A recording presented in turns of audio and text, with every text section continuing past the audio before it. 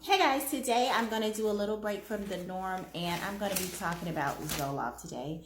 And I know you guys are used to my home decor videos that we love doing over here at Jude and Olive, but I just want to take a moment and shed a little bit of light on Zoloft or Sertraline because that is kind of what helps me and allows me to be able to do my vlogs, my videos, and my short form videos.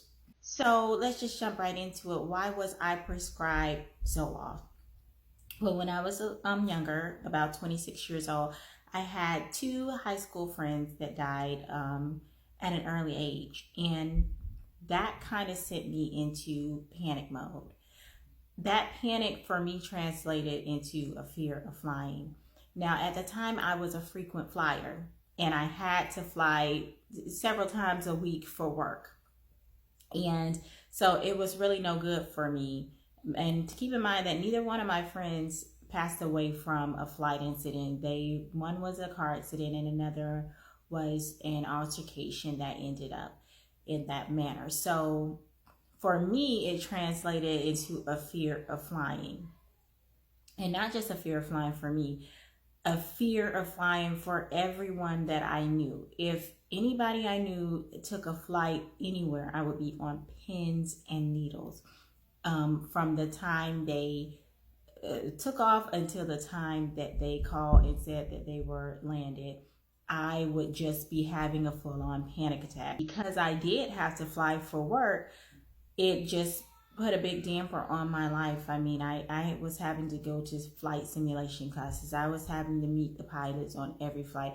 At the worst stage, I was having to have a sticky note that I placed on the back of the seat in front of me that said, if you can read this, then you're okay and you're still alive. And believe it or not, I suffered with that anxiety and I didn't get any help for it. I did take several flights, but I ended up, ending my job that was requiring me to fly so much because I just couldn't deal with it. And gradually it did get better on its own over time. During the pandemic was when Zoloft came into play because the panicking hit me again. I'll say that and at this time, obviously, I have two small children now, and I am going through this panic phase. This is some of the worst panic attacks that I personally have ever experienced. These panic attacks were causing me to hyperventilate. I was having nighttime panic attacks. I don't know if you know what those are, but that is kind of when you fall asleep and you wake up in a panic. Probably the worst kind of panic attacks.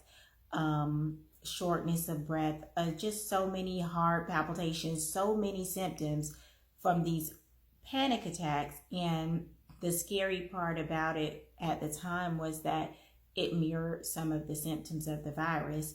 So I had also, in my panic, convinced myself that I had the virus. Now, during this time, I literally had to, because I was working from home, I had to call my boss and let her know, like, I cannot even work. They were debilitating. I couldn't even work anymore because I was panicking so bad. And you might say, well, what? You could have just gone and took the test to see if you were positive. But the thing about it was I was so afraid of being positive. I didn't know what would happen if I found out, or the panic that I would go through if I found out I was positive. So I didn't take the test. So the anxiety and the panicking just continued on and on and on. I couldn't sleep at night. Whenever I was waking up at night, I wake up in a panic, barely able to breathe, afraid to go back to sleep because I couldn't breathe. And then my body would naturally fall asleep, and then I would wake up panicking about the fact that I fell asleep. So it really was horrible. At this time, I gathered up my kids and I went to my in-laws' house.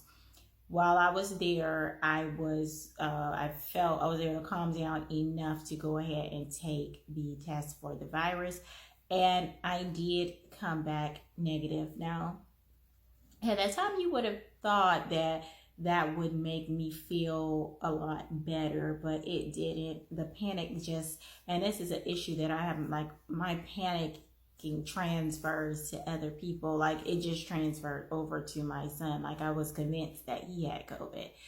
So yeah, that happened. So after all of that was happening, I couldn't get up, I couldn't take care of myself, and I was just in a horrible state. And I knew that something had got to give, because I just wasn't able to function with. Okay, so my camera cut off. I knew at that time that I had to do something about these panic attacks at this point, because like I said, I had these kids. My kids were being affected by my panic attacks, and so it just, I was irritable. I was short patience. So I knew that I had to do something. But you guys, as you all know, we couldn't go to the doctor. So I got online, went to one of those health care apps online in order to get a prescription. The doctor prescribed me an inhaler, and that didn't work at all for me. So I went back, and then he went ahead and prescribed me the Zoloft, or the Sertraline. Now, I was hesitant because I've always kind of been a naturopath type person. So I've never taken a lot of medicine. I don't take a lot of even Tylenol or pills like that, because I don't really get headaches or anything like that. So I'm not a real medicine taker.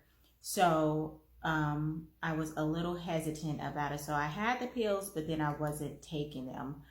But I went ahead and decided to go ahead and give it a try. From my research online, a lot of people were saying that it may take like a month for it to get in your system and start working like that and things like that. For me personally, it started working right away. And I saw a lot of changes in my own personality from taking the Zoloft or Sertraline. Now, one thing, like I said from the beginning of this video, the biggest thing was that I was able to get up, put on some makeup, do my hair, gather the kids, take them to the park, just the little things that I wasn't doing because I was consumed with, either panic or just laying around not having the energy to do anything. The other things, I'll show a clip right here of what I was like. Today is December 28th, 2021. I took last night at 10 p.m. first dose of the generic brand of Zoloft last night, and I just wanted to document the journey of taking this medication to see if it really helps me. I have panic attacks sometimes that occur at night, and it's very, very difficult for me to sleep.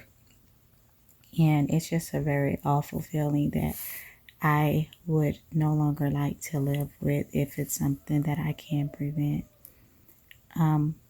So far, the side effects that I had from taking the pill last evening is that it is making me feel just randomly drowsy. I may be doing anything, and then I just feel like I could just go to sleep.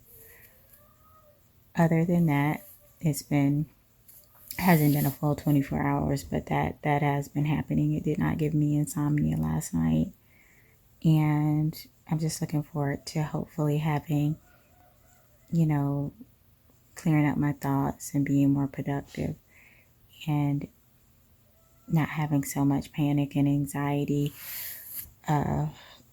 over the things that are going on in life. So I'll be following up on the I'm prescribed the 50 mg, but I'm taking a half a pill for 14 days and then moving up to the entire pill after that. So we'll see how it works. So one of the main side effects is weight gain. And that is just not something that I wanted to do. I did not want to gain weight. I already had a 3-year-old at the time. And that's, my son is 4 now, but at the time he was like 3. And I was already struggling to try and get rid of the weight that I had from having him. He was an 8-pound baby. I gained so much weight. And then now I'm having to take this medication, and the side effect is weight gain. So right now, that is my biggest side effect of sertraline, which I'm going to be speaking with a doctor to see if I can actually possibly get switched over to Wellbutrin, because from what I'm hearing, it does the same thing, but it helps you to keep your body weight level. I will do a video on that if I do end up switching over. But as far as the effectiveness of Zoloft, of sertraline, I feel that it is very much an effective drug and that it's changed my life for the better. Having to take it, because it's one of those things that you take, for me at least, you take and you feel like maybe you can get off of it, but the side effects of skipping a day or two are very, very strong.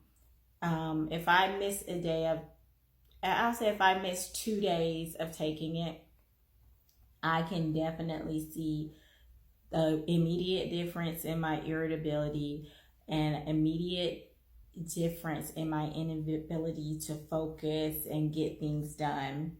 So that is something that I'll come back and talk about. I really haven't done that much research on how to get off of sertraline or Zoloft, but as far as being on it, I do feel like it's worth it if you are going through stress, anxiety, and maybe even depression. Okay, so guys, I hope you enjoyed this video. If you do, like, comment, and subscribe. Follow me over at judeandolive.com and at Jude and Olive on Instagram, guys. If you like this kind of content, we can do a little bit more story times. I have a long list of life stories that I can tell. If you want to know more about my sertraline journey, I will keep making videos about that. Like, comment, subscribe, guys, and I'll see you in the next one. Bye.